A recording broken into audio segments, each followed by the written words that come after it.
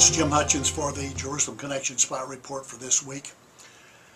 I received an article from Israel last week by an Israeli publication entitled Israel Today, and the title was very alarming. Let me read what it says initially. The article said a Syrian journalist interviewed on Palestinian Authority TV last month claimed that years ago he had been privy to a CIA memo that informed former U.S. President Bill Clinton that Israel would not exist beyond the year 2022.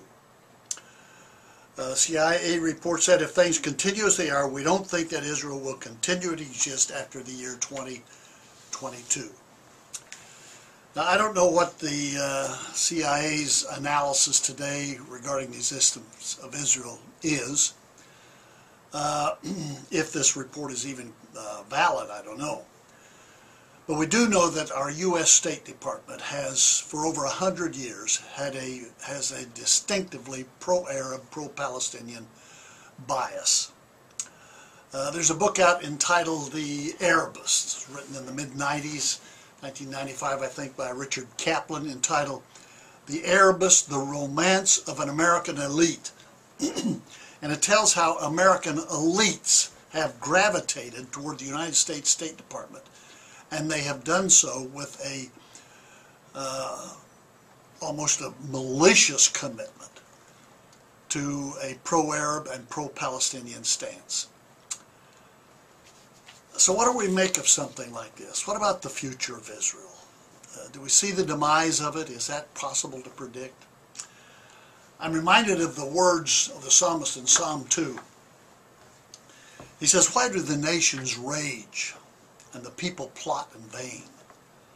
Kings of the earth take their stand. The rulers gather together against Yahweh and against his Messiah." And what's God's response to all this? Verse 4, it says, "The one enthroned in heaven laughs. Yahweh scoffs at them."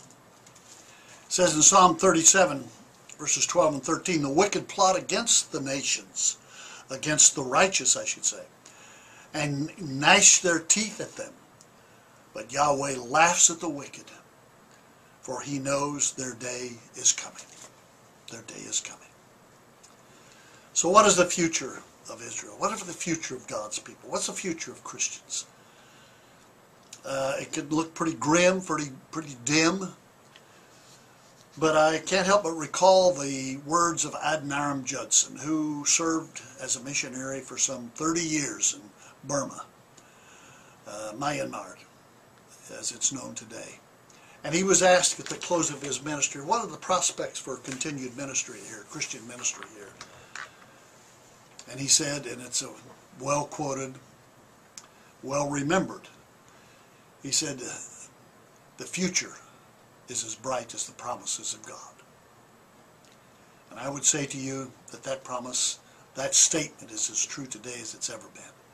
With regard to Israel, with regard to Christians, God's people, the future is as bright as the promises of God. And that's bright. So until next week, Od Ki Yavo Shiloh, or until Messiah comes, Shalom Aleichem.